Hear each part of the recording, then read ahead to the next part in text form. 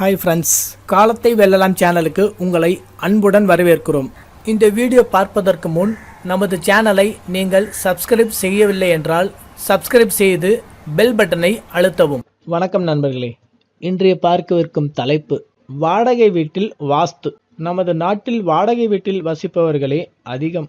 ஆனால் வாடகை வீட்டில் எப்படி வாஸ்து முறையை பயன்படுத்துவது என்பது பலருக்கு கேள்விக்குறியாகவே உள்ளது. பெரும்பாலும் 90% வாடகை வீடுகளில் வாஸ்து கோளாறுகள் உள்ளது. வாடகை வீட்டில் வாடகைதாரர்கள் வாஸ்து முறையில் கட்டிடங்களை மாற்றி அமைத்துக் கொள்ள வீடு உரிமையாளர்கள் ஒத்துக்கொள்வதில்லை.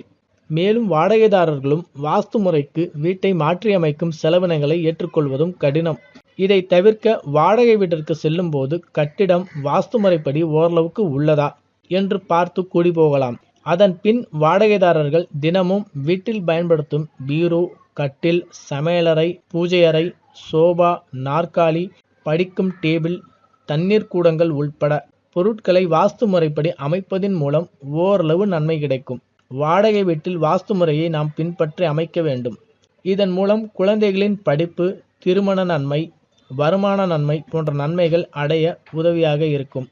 பணம் கொடுத்து பயணம் செய்யும் போது கப்பலில் சிறு துவாரம் இருந்து தண்ணீர் உள்ளே நுழைந்தால் முதலில் பயணம் செய்வோருக்குத்தான் பெரும் நஷ்டமும் உயிர் சேதமும். ஆனால் அதன் பின் கப்பல் உரிமையாளர்களுக்கு பாதிப்பு ஏற்படுகிறது. இது போன்றுதான் வாடகை வீட்டில் வாஸ்து குறைவு.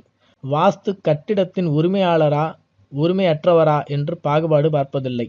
பூமியின் பரப்பளவில் மேல் அமைந்திருக்கும் கட்டிடத்தின் உள்வசிக்கும் மனிதனின் நன்மை தீமைகளை நிர்ணயிக்கும் தன்மைதான் வாஸ்துவுக்கு உண்டு. இதனால் வீட்டில் உரிமையாளரையும் வாஸ்து குறைபாடுகள் பாதிக்கும். எனவே வாடகை வீடு என்றாலும் அதை வாஸ்து முறைப்படி கட்ட வேண்டும்.